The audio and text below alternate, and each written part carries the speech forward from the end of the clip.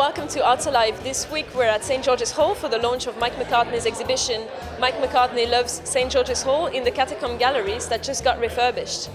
The 60 photos celebrate Mike's love for Liverpool from the 1960s through to today. Earlier this week I had the pleasure to meet Mike and had a chat with him about his debuts in photography and what are his stances on this practice. Can you tell us first maybe how you started photography? Oh my God, how I started photography. Well, first of all, I had no interest in photography. I mean, it had nothing to do with me. We weren't allowed on the camera. In those days, working class Liverpool, the last of your agenda, your last of survival techniques was certainly not taking pretty little pictures and having lovely exhibitions in St. George's Hall. Oh my God, the idea of having, first of all, a camera. Yeah. Secondly, having a picture, to be able to make a picture, then to put it in a frame, and then to have somewhere to exhibit would have been absolutely unthought of. All of us, all we were mainly considering was survival.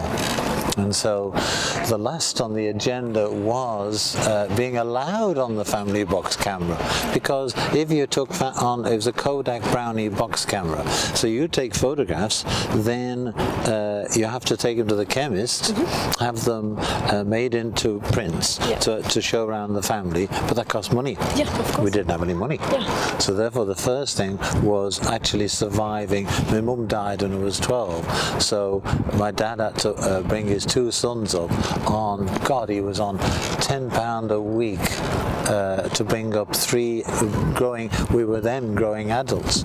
From 12 till 18 we lived in a house called 4th Inn Road, and he had to provide the goods. So the last on the agenda was photography. Yeah. But this one day I saw there's one at the back garden of our house in 4th Inn Road, Allerton, and I was just looking out the kitchen window and I saw these seagulls. No, they weren't seagulls, Gail, they were giant seagulls. These, look, here they go, listen to them. Look, they're even on cue, they are coming over the back garden, but these were not little pretty seagulls, they were bloody enormous, great big albatrosses coming swooping down, must have been midges or something, little insects they wanted, right over our garden. My dad was a gardener, so my father was the secretary of the Speak Horticultural Society at one stage, so maybe something in the garden that the birds like, and they were these giant eagles coming over. I just thought, wow, I've never taken a photograph in my life, but you know, you just get the box and you click it. So I went upstairs in Mum and Dad's bedroom, nicked the hallowed Kodak Brownie box camera out, went into the back garden, waited for these giant things, these Pediasauruses to sweep over the back garden. Click! I even got on the roof of our shed to make sure I got these giant fossils swooping over. Click! Wow! And, sneaked it back, put the camera back, kept asking me, Dad, can we do that thing? You know, can we put it into the chemist? No, we've got a wedding to do. You only had that camera only came out. It was on birthdays, weddings, whatever it was, but only in and only on bright days. Yeah. Didn't have flash. You didn't. You know, you go in the dark, you're dead. No chance. So we did. In the end, we did the year, taking everything, and then, Dad, is it time for the well, what the hell's he? Why does he keep going on about this? Yes, okay, off you go. Take it to the chemist in Mather Avenue. Took it down. Dad, can I get him out? Can I get him out? Yeah, here's the money, go and get him out. So I went down there, got them out, walking back to the house, and so ran down and I got the thing, Ryan McCartney, please, thank you, yeah, there you go, that'll cost you that, ooh, God, that cost a bit. And then walking back down Mather Avenue, and where's my seagull? Hold on, the stupid people have given me the wrong film. It's because my albatrosses are not in there. Hold on, there's my dad, there's our kid, there's my Auntie Mill. It is our package. Where's me giant albatrosses? Suddenly I saw in the middle of, I've been past them already, suddenly I saw these little dots in the middle of these prints, tiny little dots. They were my giant albatrosses. So I thought, oh God, there's more to photography than meets the eye. Got on the 86 bus, went up to Allerton Library, got all the books out on photography, Yes. learned them, and then I needed a camera. Went to Cologne, a reciprocal swapping thing from Colomendi, and went to Cologne, bought a little pop-out camera, which I learnt a lot on. But the main one that I learned majority of photography on, our kid was in Hamburg, in a group in Hamburg, and he brought back this, he said, he wrote me a letter saying, I've got this camera. There was a young lady called Astrid that took pictures of his group in Hamburg. And the trick is, she's got this camera, and what he thought you just took photographs on this camera, and they blew up into great big pictures. That's what he thought. Well, no, none of us knew about photography. Didn't know how it worked. And so, but I'm bringing you that camera. It's a surprise. Don't tell yourself. Okay, my kid, you're not waiting for anything. So he came back. This Rolly Magic, it wasn't a Rolly Flex. It's a Rolly Magic camera, one of the first automatic Rollies they made, and that's what I learned with the books, learning about these things called depth of field. What the hell is depth of field? You have to stand in the field and take the bloody picture. Depth? What's all that? And then said, oh, hold on. You take your picture and it's fuzzy in the front and it's fuzzy in the... Oh, I like them. I like those pictures. You see it in the Observer and things like that, and sports photographs, and wow, I like that. Oh, that's called depth. Oh, I like that. I know how to do that now. Yeah. There's a great story of once my wife was saying, get rid of all these bloody books, got too many books. There's too many books in the house. Got a big library type thing, just shelves with books stuck on them. We call it the library. And there's too many books, so get rid. And so, okay, and old school books, etc. And so I'm thinking, right, that can go. John Steinbeck's The Pearl from the Liverpool Institute High School for Boys. I'll never read that. Threw it on the floor. And something just popped out of it, right? And I thought, that's a little photograph, little print, 2 1/4 print. And bye, sir. I don't know whether you can see him, but this gentleman just been sitting there for half an hour. He's gone. He's got fed up with me, all these stupid stories. And so this little John Steinbeck's The Pearl blue book, a little photograph popped out onto the carpet. I thought, what the hell is that? So I went over and opened the opened the book. Right there on that page is another print. The whole book was full of prints. What I did in Forth Inn Road, with that string, that was my dryer, my string with the hairdressing clips. And that's why I always know where they're from, because in the print you can see the hairdressing clips. I always know exactly where it's from. So there they are. Those. And what I used to do, because when you put them on the thing, they'd curl. So you need to see them. So I'd put them in books so that they stay. To flatten them down. And I'd forgotten. I had another question as well. You were telling me earlier that it's not a matter of photographing people or places, but what inspires you? What does inspire you? Everything. Everything? In photography. That's why, look, these things, I wear it like a lady's handbag, right? And it's always with me. And to me, photography is not quote photography. And that's what I love about the digital. It becomes amenable to everyone. The young kids, like watching this, young people thinking, oh, I can't take photographs. A lot of people that I'll never take photographs. If I can take photographs, you can take photographs, particularly the young people watching, because it's those things, that mystery of photography, etc. So for me, photography is simply, I love photography. I always have, always will. It's a passion that's never left me, and it's weird. I don't know why. My wife sometimes is, actually she's getting better now, but she, all her life, 33 years of being married, and for 33 years she's been in absolute frustration of like trying to walk anywhere. Where did you go? What happened to you? Oh, you again. I've just taken photographs, dear. And so, the poor woman. But now she's started to take her own photographs, and she's better than me. No, but that's the whole thing about photography, particularly young people. Photography to me is all it is. If you've got a camera, now the great thing is iPhones now. Do you think it's a good thing then? Yeah, anything that makes you happy. Who gives all this bloody preciousness about things? If the iPhone is getting better and better and better, if that produces a photograph good enough quality. But you were saying about the iPhone, you're saying it's a good thing. People can take photographs of. Everyone can take photographs today. Great. What makes a good photograph? Because we see everyone takes photos of their dishes at the restaurant, people in gigs, people at buildings, everything. Yeah, I'll tell you what makes a good photograph. It's dead easy. The retweets and the favorites. You know what I mean? I do this. I do twit. I'm a twit. Yeah, I've seen that you're big on social media. Yeah, absolutely. You know what I mean? So I know when I've taken a good photograph, or when people think I've taken a good photograph, even better, because how many, bloody hell, that's how many tweets, how many, the public tell you, the people tell you, what better thing. It's all, photography, my exhibition at St. George's Hall, your 60 images there, you're walking round, how many times will people stop? That to me is the secret of a good photograph.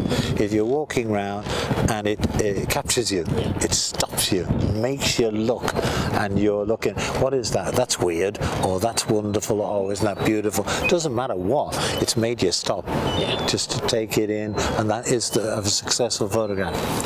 It's time for a break now, but join us in part 2. We'll stay with Mike McCartney for the launch of his exhibition here in the catacombs of St. George's Hall.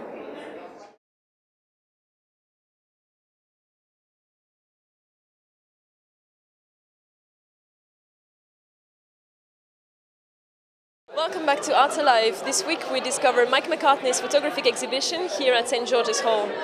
I had a chat with him last week about his love for photography and for what he calls the center of the world, Liverpool.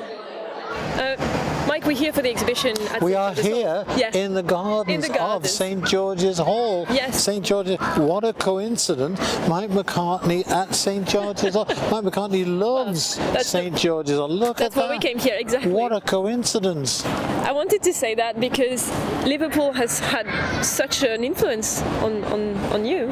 And oh my God, Liverpool is me. Liverpool is you, exactly. I'm a Liverpudlian. The rock upon which I am as a human being is based on the rock. Jesus was a bloke called Jesus once. You ever hear about him? Very. Yeah, well, he was briefly. Not big in France, but he was big in Liverpool. Jesus once said, if you build things on sand, then inevitably it'll fall down. So if you build it on rock, then you've got a better chance. And so that is my life. It's been built on being brought up in a place as magic and as unique as Liverpool. This is a very weird and wonderful place. It is. I explain to foreigners, those people from France and places other than Liverpool, they say, explain what Liverpool is. I say, it's an island within an island. That's what it is. It really is. And they're so warm and quick. At first, some people might think they're a bit rude and a bit demanding. And it's very simple why we are. It's because we're testing you. It's that thing. That's all it is. Because we want the real you. Yeah. We don't want a pretense of you. We want you. We want Gail. We want the real person. We don't want, put on that front. We can't do it. Life's too short. So we want to see the real you, and that's why it's always with a twinkle in the eye. It's always a twinkle in the eye. It seems like, all right, there, hey you. If it hadn't been for Liverpool, would you have been a photographer? I don't know. It'd be very interesting of what I've done in life, because Liverpool is such an important part of my being that I have no idea. I was just thinking that for the influence that Liverpool had onto you and onto your work as well. And that's what we see in the photographs in the exhibition. In St. George's Hall, they said, would you like to do an exhibition, a gentleman called Alan Smith, the boss of St. George's Hall, would you like to do an exhibition in St. George's Hall? And so I said, well, that's St. George's Hall. It's a magnificent building. That would be lovely. That's an honour. Thank you. And then I went away and I thought, oh my God, an exhibition of what? So that's easy, Michael. Just do an exhibition in Liverpool. Yeah. You've got quite a lot of Liverpool images, and so that would be easy. And just lob a few St. George's Hall. I must have one or two. And I started to look through my old Liverpool Scouts pictures, and because my filing system is non-existent. Okay. So trying to find, and so hold on, that one, and in the end, I have well over 60 images in this exhibition, and there's well over that. I have been taking photographs of this place, this magnificent building, outside and inside, from the 60s up till today. As you saw me, I'm just doing some gentleman, Arabic gentleman, showing his party round Liverpool at the Hillsborough Monument, out in St. George's Hall. I just took a picture of them because it's like we were starting out saying before, photographs are just waiting to be taken. That's all life is, and the camera only comes up when it demands you've got to take it. It's like, but that's it. You always have it with you. I mean, like, we've been walking around today, and I've seen you taking photos of just things that you see, and just it captures you, and you anything that you're interested. And it's not, people might think, oh God, he's pretending to be a photographer. It's weirdly, it's this genuine love of, as you said, we were going somewhere before, and you were saying, hold on, you got the Museum of Liverpool there, the library buildings there. You're setting up this shot. You're setting up my bloody television interview, you bugger. Yeah. That's what you're doing. And I'm sorry, Gail. It is one of that's the way I look at life, and I look at life with, I frame everything. I just love, and it's even better when you take the picture, and it comes out nice. Like here, I took a picture here, just behind that building. I'm going to show it you here. This is nearly 50 years ago, right? Of a young German lady called Ursula Milchewski from Düsseldorf, in this garden here. And I found it again, looking for images for here. For the exhibition. And for the exhibition. I thought, oh, that's good. And scaffold on the front steps, etc. One of us polishing Disraeli's statue. And in Codman's theatre, the Punch and Judy theatre. So I've got, it starts from there right up there. But this one in particular, I thought, wouldn't it be fascinating if we went back 50 years later and took this image again and it's called Spot the Difference. In the exhibition. For the kids, spot the difference. And I came back, I tried to take it. You can't take it. There's a bloody tree in the way. There's a tree, you can't, over there's a tree. Well, we can't blame the fact that it's nice and green and beautiful. It's nice, But here, you will notice here, look at that, behind us here, you can't see any of that now. Because the trees, there were no trees here, look, there's no trees. True. Well, how do you feel about Liverpool? It's been changing so much in the past 40 years, since you've been taking photos? It changes all the time. Liverpool changes. The people don't. The people don't? Oh no. That's why it's unique. The people are always equally unique. So the place has gone through a lot of hard times.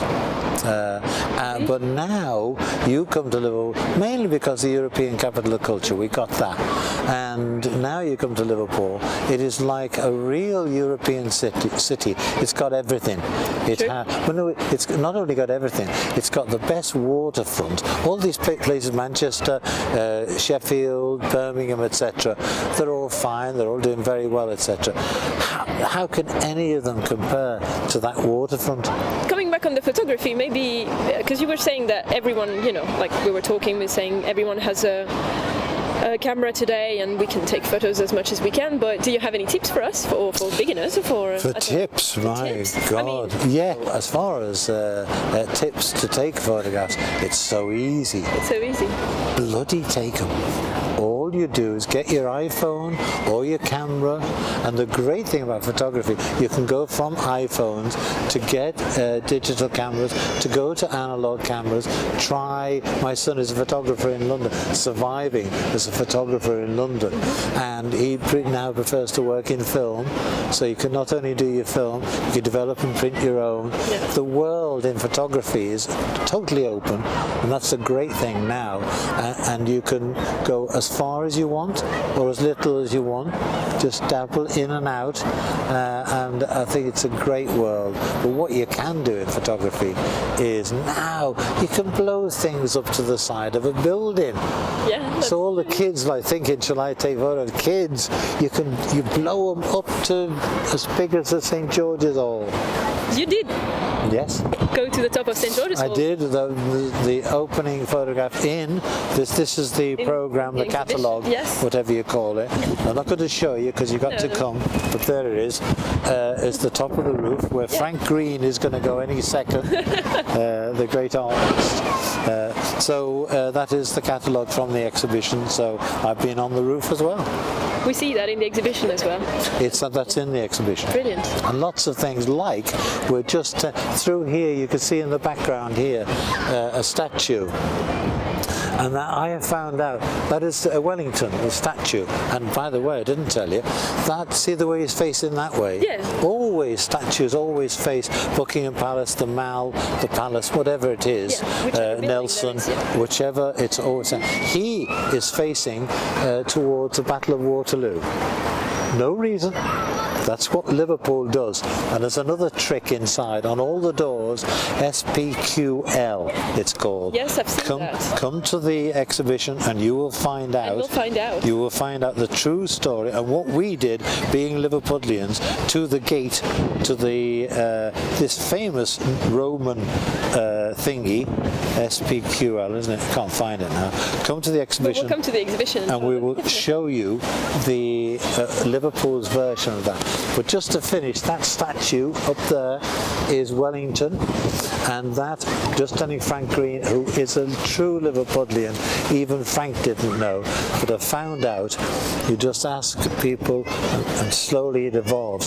That wonderful statue, rather large statue, bronze statue, is made from the melted down cannons from the Battle of Waterloo. How do you know that? That's what I found out. Oh, right. How about that? Is that extraordinary? It is, indeed. Well, that's what in the exhibition, all these little bits. These little details, that's what we want to find yes. out. That's how you love Liverpool. Yes. Brilliant. Thank you very much, Mike. It's a pleasure, Gail. Thank you.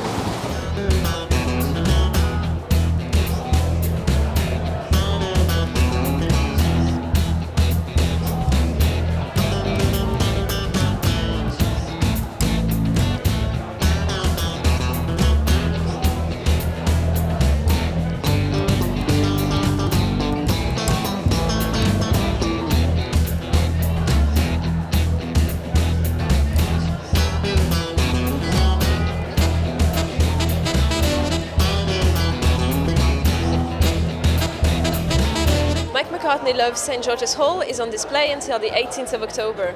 That's all for this week on Arts Alive. See you next time.